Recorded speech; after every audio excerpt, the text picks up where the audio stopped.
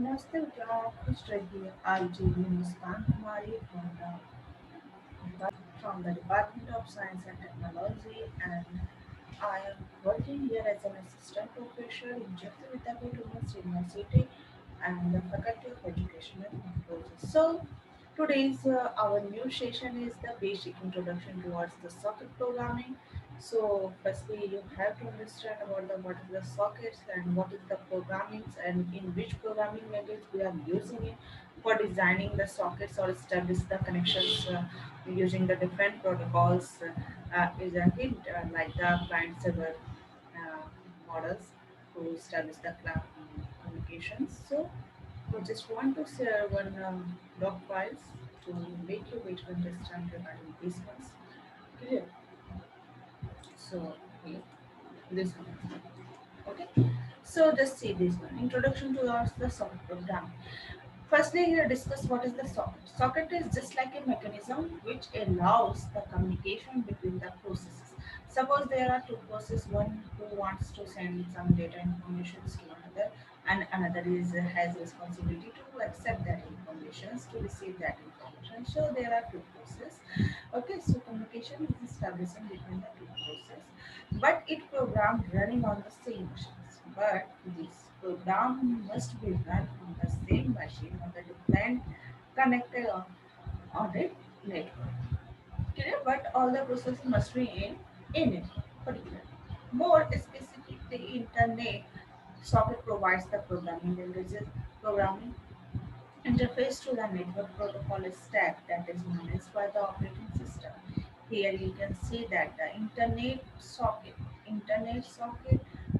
provides a programming interfaces there where you can program it like anything. Programming interface it provides you to the network protocols, network protocol stacks that is managed by your operating system. Clear? So using this API, a programmer can quickly initialize its sockets. So API is used as interface who is connecting the clients and the servers. Okay, so API, a programmer can quickly initialize the socket and send message without having to worry.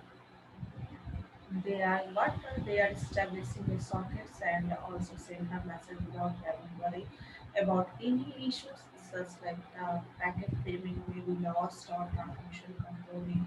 They didn't worry about this all the things that the transmissions connection establishment is proper or not, isn't it? Now the packet framing is right or wrong. They haven't worried about regarding this ones.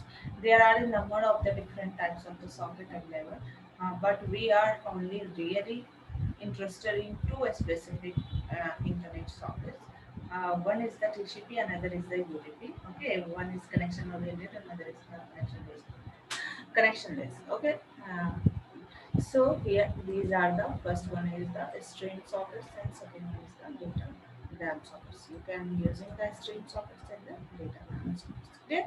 So now what are the differentiates these two sockets type is the transport protocols used for the data transmissions. Can you differentiate between these two internet sockets like first in the stream socket and the datagram sockets? Clear in the TCP. So a stream socket use the transmission TCP for sending the message. They use this protocols for sending the message. Clear TCP provides an ordered and reliable connections between two hosts or two nodes or two systems. This means for every message sent, it means the message must be sent to the receiver, right? And TCP guarantees that the message will arrive at the host. Message will arrive at the host in the correct order. Okay, in which order you are sending the data packets, in that same particular order, the receiver will achieve or receive that all data packets. Clear? Now, a datagram sockets use the UDP. Okay, now this is for the what? A stream socket, and now using the datagram socket. Datagram socket is basically used for the UDP. for sending the message. UDP is a simpler protocols and it doesn't provide any of the global guarantee that like the TCP, which provides you the guarantee that message must be sent or received by the receivers, but UDP doesn't gives you the guarantee that the receivers will must receive that data packet soon at the time. Okay, so UDP is much simpler protocols as it doesn't provide any need to give a guarantee than that TCP does. Message called the datagrams. Here, the set of the messages is called the datagrams and can be sent to other hosts without requiring any prior communications or connections have been established. They haven't checked that the your connection is forward or not, and they have only wanted to send the messages to the another host. Clear?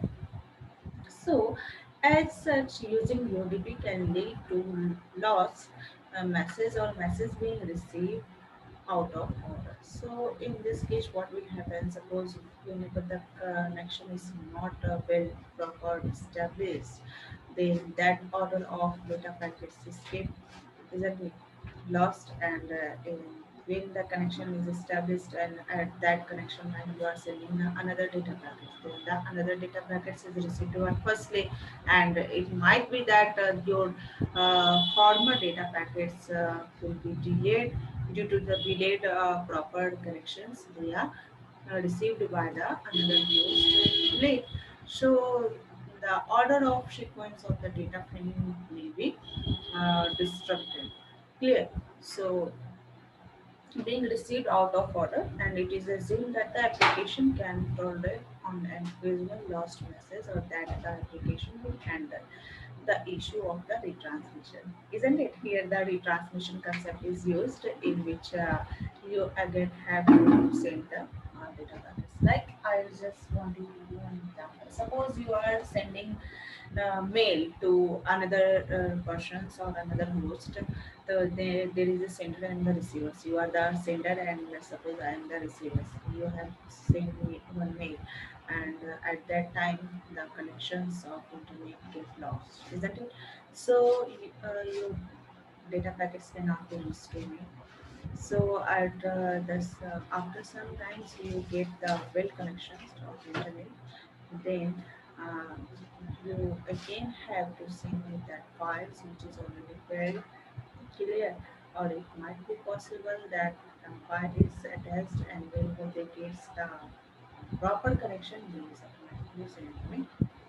Okay, so this is the basically datagram socket is the uses the UDP, and the advantage and disadvantages using the either protocols, and it will be highly dependent and application context regarding the for example, when transferring a file, you want to ensure that upon the receipt.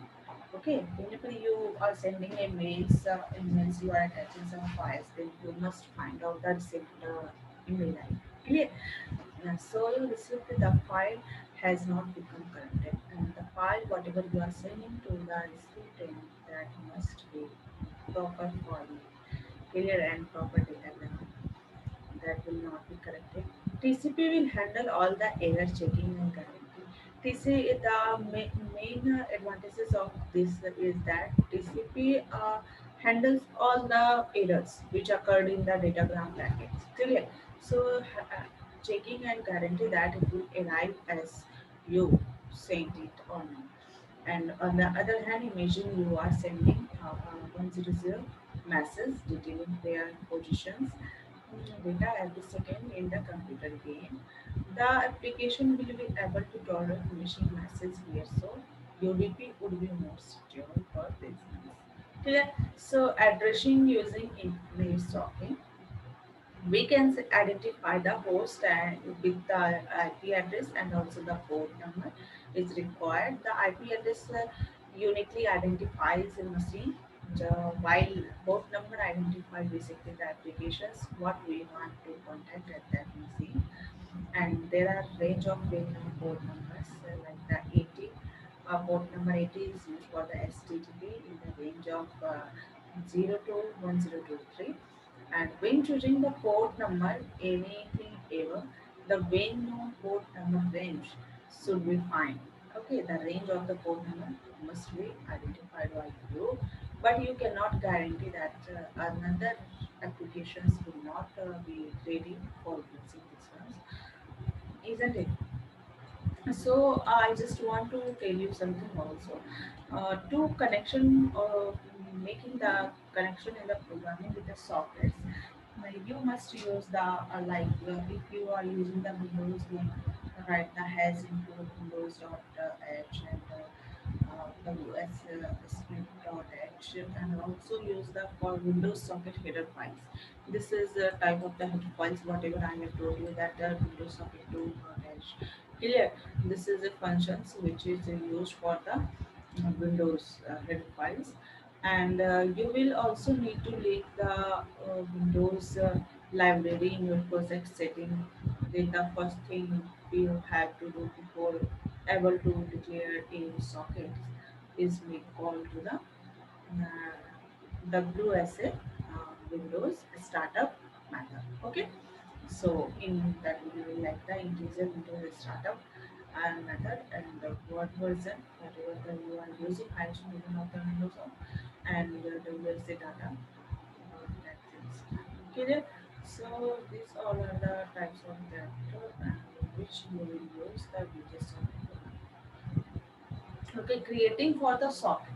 If you want to create a socket, then use the socket function, socket class name and function, and in this you will use integer AF, and the type it means AF is what address family. AF is basically the address family, and what type of sockets you are using here, and what are the types of okay, to building the sockets, there is some things required. You have to use the bind functions. Bind function is basically what do whenever you plan to receive message using it, then you need to bind. Use the bind functions. The purpose of binding is basically associated with the local address with the sockets. The several always needs to call the bind functions, and also we basically going to the listen and new connections requests and also something clear. So for client it is enough connected to the server without that or that thing. So bind functions is also required here, and connecting to the sockets you also needs the connect numbers. Clear. For a client to send a message to a remote host, we need to connect to that host. Then we can write like int connect socket as socket to connect to hash, and constant struct socket address name, remote address information, and integer name. Yeah, and here are basically three things you have to bind, connect, and also use the relation. Isn't it? Relation is basically used for the connections for what? For our server. Having the already specified our address information, created a socket and bound to it. We now need to relation for few connection requests from the clients also. Okay, if that is already connected and accepting the connections. This is the server to listen that out a specific whatever the sockets for the incoming connection request. When a connection request is received, the server to needs to accept the server the service the client. Okay, connection service client, and then sending and receiving you will know that sending and receiving is the methods which through which you are sending your data and receiving the questions or the um, reading that information. Clear sending is means you are writing, performing the writing operation, and receiving means you are performing the reading operations. So this is with that thing, and this I hope this session is received by you, and that is the overall introduction towards the programming, software programming is all over these ones. So now I just want to do these sessions, and if you have any problems in these sessions, introduction to the socket programming and the TCP socket programming. Please keep your problems to the comment section, and I will discuss that with you in the next session.